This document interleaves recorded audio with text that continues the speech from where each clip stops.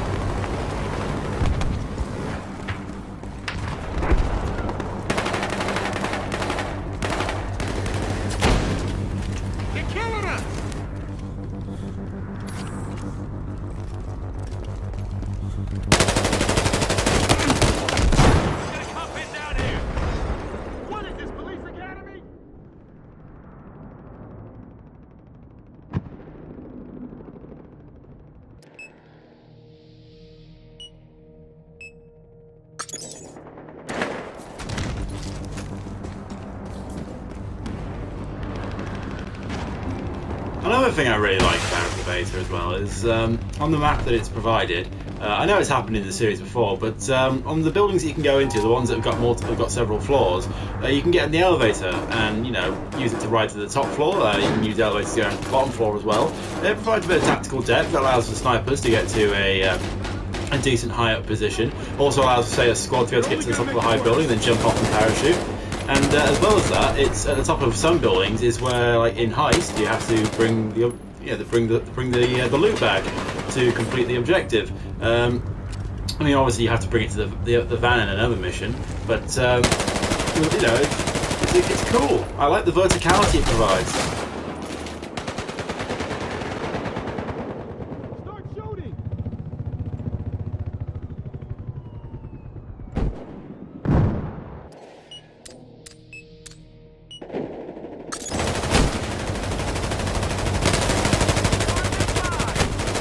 These assholes!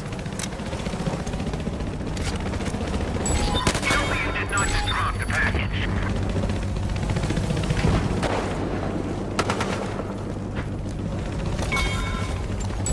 Package down! Package down!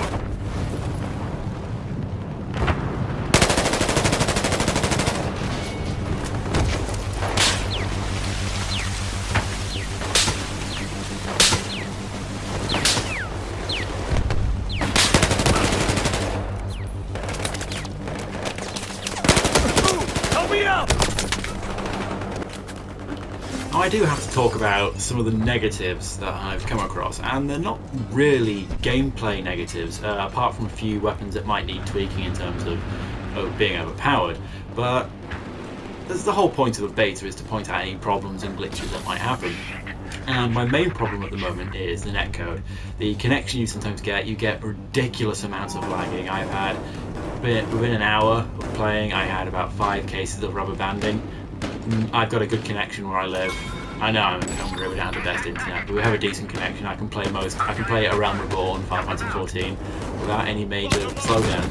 So I know they go, oh, it's a beta. You might go, it's a beta, it's going to have problems. But when you're going to launch a beta, you want to make sure it's not the netcode that should be the problem that needs fixing. That should be something that's ready and sorted, like fixed very quickly if it's a problem. It shouldn't be an ongoing issue that needs to be pointed out. There should be more things like, any glitches that might happen, any problems like overpowered balancing issues is one of the main things that beta is good for. And whilst I haven't encountered too many balancing issues, there are some weapons that are overpowered, mainly the MG36. It's ridiculously overpowered, but hopefully they'll tweak that.